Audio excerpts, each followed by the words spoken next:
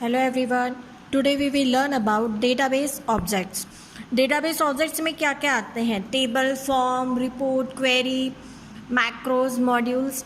These all are the database objects जो कि different work के लिए डिफरेंट उनके वर्क होते हैं, है ना. टेबल, अब टेबल में क्या होता है? सबसे पहले टेबल है तो टेबल में हम क्या करते हैं? अपने डेटा को रो एंड कॉलम के फॉर्म में स्टोर करके रखते हैं, है ना. तो टेबल क्या है? It store the data in a database. Next is form. Let's you enter and display data in customized format. मीन्स ये फॉर्म जो होते हैं वो आपको डेटा एंटर कराने के लिए, डेटा को व्यू कराने के लिए और अपने फॉर्मेट के अनुसार डेटा को डिस्प्ले करने के लिए फॉर्म यूज़ किए जाते हैं. Next is query. क्वेरी क्या है? डेटाबेस के अंदर जो आपका डेटा स्टोर है उसे रिट्रीव मतलब निकालने के लिए, शो कराने के लिए क्वेरीज का यूज़ किया जाता है ना. रिक्वायर्ड डेटा, है ना, सिलेक्टिव डेटा, जो आपको चाहिए वही डेटा आपको शो कराती है क्या? Query.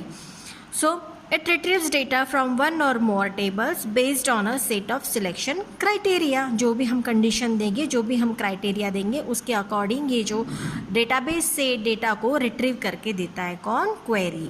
Now next is report. Report is use to display our data in printed format. जो भी आपका डेटाबेस में डेटा टेबुलर फॉर्मेट में स्टोर है उसे एक प्रिंटिंग फॉर्म में, प्रिंटेड फॉर्म में दिखाने के लिए आपको रिपोर्ट जनरेट करके ये शो कराता है एक सिस्टमेटिक मैनर में. So it display data in an easy to read format for printing. Now next is macro. Macro क्या है? एक ऑटोमेटिक एक रिकॉर्ड क्रिएट करके रखता है वो. It automates the task that are perform often. जो आप बार बार यूज़ कर रहे हो किसी टास्क को तो ये क्या करता है? उसको एक जनरेट करके रख देता है मैक्रो. फिर आप उसको जब चाहे तब उसको रन करा सकते हैं. उसके बाद में मॉड्यूल. मॉड्यूल क्या होता है? एक डिफाइंड टास्क होता है ना, जो ये प्रोग्रामिंग में यूज़ किया जाता है. Contents programming statements written in VBA, visual basic, है ना, प्रोग्रामिंग लैंग्वेज. तो ये क्या होता है? प्रोग्रामिंग स्टेटमेंट्स लिखे होते हैं इस मॉड्यूल के अंदर. Next is we will learn about table, form, queries and report, है ना. हमें इस चैप्टर में हमको क्या क्या देखना है? Table, form, query and report. Now starting MS access window. तो स्टार्टिंग MS एक्सेस की स्टेप्स यहाँ पे दी हुई है कि आप MS एक्सेस को ओपन कैसे करेंगे. तो it is very simple. Click on the start button. Start button से आप ऑल प्रोग्राम में जाएंगे. ऑल प्रोग्राम से आपको माइक्रोसॉफ्ट ऑफिस 2013 मिलेगा. उसमें से आपको जाना है एक्सेस 2030 को सिलेक्ट करना है. इस तरीके से आपके सामने माइक्रोसॉफ्ट एक्सेस का विंडो ओपन हो जाएगा. Now the next is creating database. To create database, you can choose an Access template that has built-in table, queries, forms, reports that are ready to use. अब एक template होता है जो कि inbuilt format देता है. इसके थ्रू आप table, query, forms and reports को जनरेट कर सकते हैं, जिसमें कि आपका जो टेबल या जो क्वेरी क्रिएट होगा वो जस्ट रेडी टू यूज़ होगा. इनबिल्ट फॉर्म होते हैं ये. You can search for more templates online. अगर आपको ऑनलाइन सर्च करना है तो आप ऑनलाइन भी टेम्पलेट्स को सर्च कर सकते हैं. You may even create a database from scratch by clicking blank desktop database. आप स्क्रैच से भी डेटाबेस को क्रिएट कर सकते हैं. तो उसके लिए आपको ऑप्शन यूज़ करना होगा blank desktop database. Now first we will see creating database using a template. अब टेम्पलेट के थ्रू डेटाबेस को कैसे क्रिएट करना है. So first of all you have to open the access screen. So on the access screen 2013 start screen a list of templates appears. List of templates जो है वो appears होते हैं. You can search for a particular template. अब particular template के लिए आप search कर सकते हैं. Now the next step is select से the desktop personal contact template. अभी आपको क्या करना है? डेस्कटॉप पर्सनल कॉन्टैक्ट को आपको सिलेक्ट करना है. Then it display a description of the template and ask you to enter the name of the database under the file name. फिर ये आपको पूछता है कि डेटाबेस का नाम आप डालो। You can either use the default location that access shows below the file name. आप या तो डिफ़ॉल्ट लोकेशन सिलेक्ट कर लो, यहाँ पे दे रखी है, या फिर आप अपने अकॉर्डिंग चूज़ करो और click the folder icon to select another location. अगर आपको दूसरे लोकेशन पे करना है तो आप ये फोल्डर आइकॉन को सिलेक्ट कर सकते हैं। ये देखो डिफ़ॉल्ट पाथ दे रखा है, कहीं और लोकेशन पे करना है तो आप यहाँ पे क्लिक करके क्रिएट कर सकते हैं। Now the next step is click the create access create the database. अब इस क्रिएट पे आपको क्लिक करना है तो एक्सेस क्या करेगा, एक डेटाबेस आपको डिस्प्ले कराएगा and the table data sheet view के अंदर this view is use to enter a data into an access table. अब ये डेटा शीट व्यू जो है ये किस लिए यूज़ करते हैं, डेटा को एंटर कराने के लिए। The navigation pan display all the object, here will be your navigation pan. और यहाँ पे जितने भी ऑब्जेक्ट्स हैं, दैट मीन्स कि आपने कितने टेबल क्रिएट किए हैं, कोई फॉर्म जनरेट किया है, कोई क्वेरी जनरेट की है, तो सब यहाँ पे डेटाबेस ऑब्जेक्ट आपको वो शो कराएगा। Next is creating database from scratch. अब स्क्रैच से डेटाबेस को कैसे हम क्रिएट करते हैं।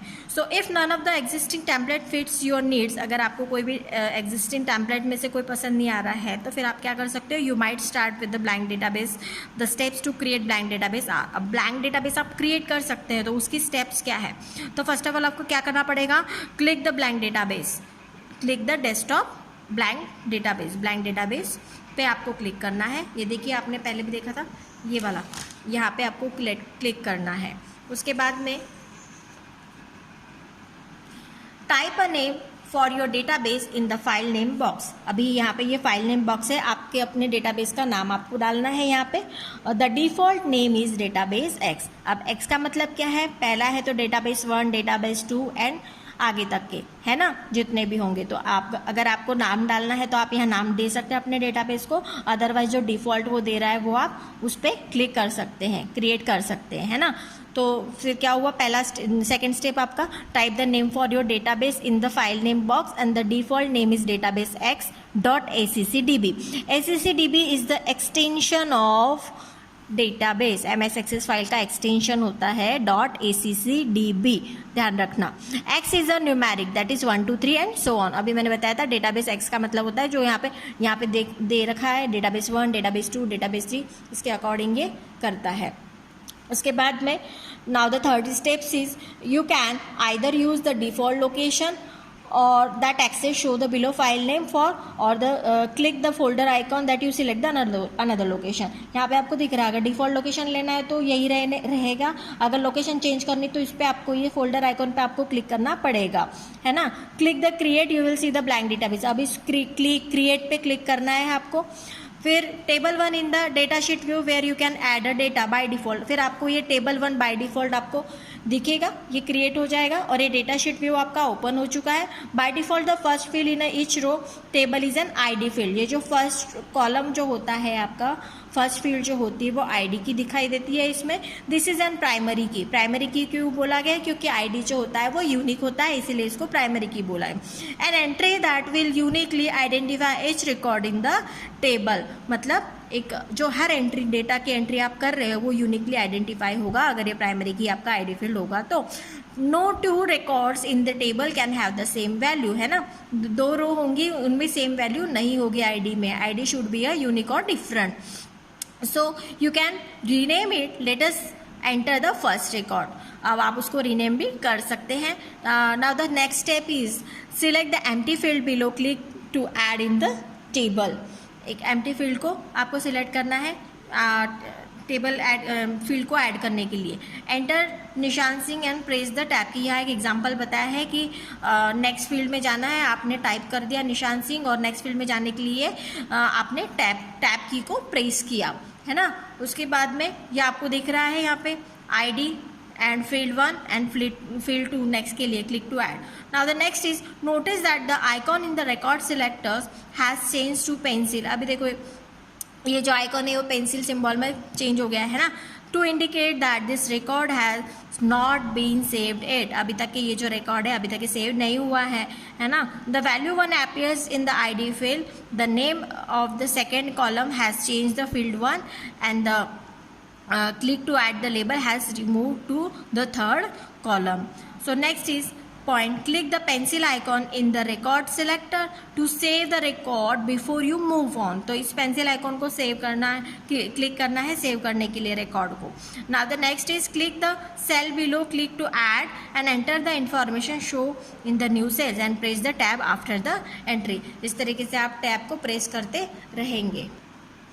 Next point is now rename the field to some meaningful names. अब आप ये जो फील्ड है उनको आप रीनेम कर सकते हैं. जैसे यहाँ पे देखो मेंबर आईडी दिख रहा है, मेंबर नेम दिख रहा है, तो आपने क्या किया, रीनेम किया उसको, मतलब दोबारा से अपने अकॉर्डिंग नाम दे दिया. For example double click the ID field name and rename to it member ID, है ना. यहाँ पे आईडी था तो अभी आपने क्या कर दिया, उसको मेंबर आईडी कर दिया.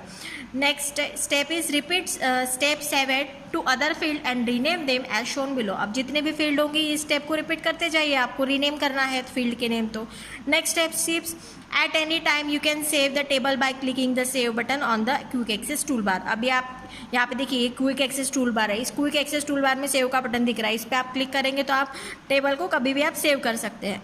Next point is under table name enter the name. अब यहाँ पे देखो सेव एज किया आपने, टेबल नेम आ रहा है, तो टेबल नेम में आपने क्या किया, फिर टेबल का नाम डाला और ओके किया, है ना. Under the table name, enter the name, save member details and then click OK. To close the table, add to the table group in the navigation pane. इस तरीके से आप जो है टेबल को क्रिएट करेंगे.